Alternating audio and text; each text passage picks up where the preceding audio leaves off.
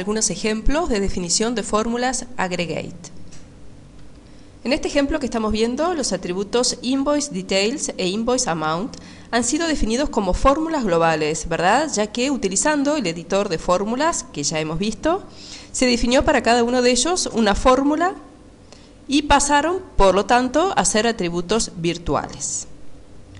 Dado que las fórmulas que se han definido son count y sum respectivamente, en ambos casos se trata entonces de definiciones de fórmulas aggregate. ¿Cuál será la tabla asociada a estos atributos definidos como fórmula? La tabla invoice, ¿verdad? Ya que de almacenarse estos atributos físicamente, lo harán en dicha tabla física. Estas fórmulas aggregate tienen ciertas particularidades. No solamente tienen una tabla base asociada, como lo tienen todas las fórmulas, y ya lo hemos visto, sino que también involucran una tabla a ser navegada. Si bien resulta bastante intuitivo, cuando hablamos de la tabla a ser navegada en una fórmula aggregate, nos estamos refiriendo a la tabla que se deberá recorrer para poder realizar el cálculo que la fórmula tiene asociada. GeneXus va a inferir cuál es la tabla que debe ser navegada por la fórmula aggregate a través de los atributos que están involucrados en la definición de la fórmula.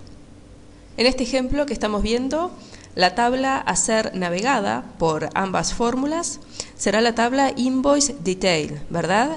Ya que tanto en la definición de la fórmula count como de la fórmula sum se han involucrado solamente atributos que pertenecen a la tabla invoice detail.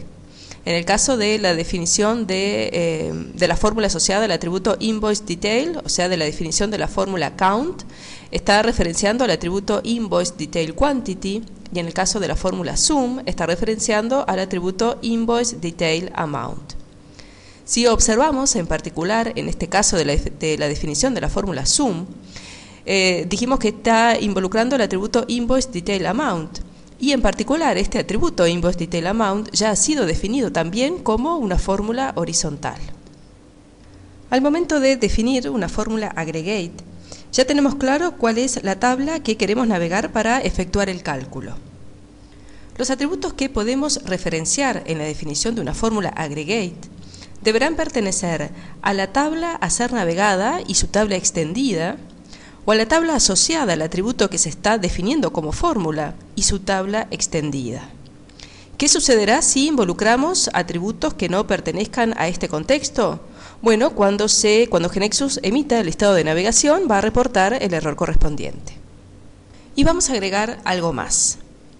¿Qué sucederá en el caso de que GeneXus encuentre atributos en común, o sea, atributos que tengan el mismo nombre, en las tablas involucradas en la definición de una fórmula?